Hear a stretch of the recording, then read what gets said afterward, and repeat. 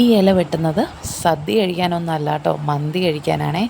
എൻ്റെ വീട്ടിൽ ചെന്ന് കഴിഞ്ഞാൽ ഈ ലോകത്തിലെ ഏറ്റവും വലിയ മടിച്ചിയാണ് കേട്ടോ ഞാൻ. പിന്നെ ഞാൻ വീട്ടിൽ ചെന്ന് കഴിഞ്ഞാൽ എൻ്റെ അനിയത്തിമാരുടെ കാര്യം പറയുകയേ വേണ്ട. ഞങ്ങളെല്ലാവരും കൂടി ഏതെങ്കിലും ഒരു റൂമിൽ വർത്തമാനവും പറഞ്ഞ് ചിരിയും കളിയും എന്തെങ്കിലും തമാശ പറച്ചിലൊക്കെ ആയിട്ട് അങ്ങനെ ഇരിക്കും കേട്ടോ. പണിയൊന്നും ചെയ്യത്തില്ല. ഞങ്ങൾ 3 പെൺമക്കളാണേലും അമ്മക്ക് പ്രത്യേകിച്ച് ഗുണമൊന്നുമില്ല കേട്ടോ.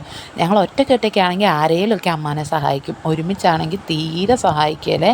പാവം തന്നെ എല്ലാ പണിയും ചെയ്യണം. അപ്പം ഞാൻ വീട്ടിൽ ചെന്ന് കഴിഞ്ഞാൽ അമ്മ അങ്ങനെ ജോലിക്ക് പോകാറില്ല. കാരണം എന്താണെന്ന് പറഞ്ഞാൽ മരുമോനൊക്കെ ഉള്ളതല്ലേ, എന്തെങ്കിലും ഫുഡ് ഉണ്ടാക്കി കൊടുക്കണമല്ലോ. ഞങ്ങളത് ചെയ്യില്ല എന്ന് അമ്മക്ക് നല്ലതുപോലെ അറിയാം. അതുകൊണ്ട് തന്നെ അമ്മ ലീവ് എടുക്കാറാണ് കേട്ടോ ചെയ്യാറ്. പിന്നെ ഇന്ന് അമ്മക്ക് എന്തായാലും ചെല്ലേണ്ട ഒരവസ്ഥ വന്നു. അങ്ങനെ അമ്മ പോയി കേട്ടോ. പക്ഷെ രാവിലെ അമ്മ ചോറ് വെച്ചിട്ടുണ്ടായിരുന്നു, മീൻകറി ഫ്രിഡ്ജിലും ഉണ്ടായിരുന്നു. പിന്നെ എന്തെങ്കിലും തോരൻ വെക്കണേന്ന് പ്രത്യേകം പറഞ്ഞിട്ടാണ് പോയത്. പക്ഷേ 12 മണി 1 മണിയായിട്ടും ആരും അടുക്കളയിൽ കയറിയില്ല. 1 മണിയായപ്പോഴത്തേക്കും എല്ലാവർക്കും വിശക്കാൻ തുടങ്ങി. അങ്ങനെ എല്ലാവരും കൂടെ ഒരു മന്തി അങ്ങ് ഓർഡർ ചെയ്തു. പിന്നെ ഈ ഒരു കാര്യത്തിന് ഞാനും എൻ്റെ അനിയത്തിമാരും എൻ്റെ കെട്ടിയോനും മകനും ഒരേപോലെയാണ് കേട്ടോ. ഭയങ്കര ഐക്യമാണ് ഈ സമയത്ത്. അങ്ങനെ എല്ലാവരും കൂടി വട്ടം കൂടിയിരുന്ന് മന്തിയെല്ലാം തീർത്തു. നല്ല അടിപൊളി മന്തിയായിരുന്നേ.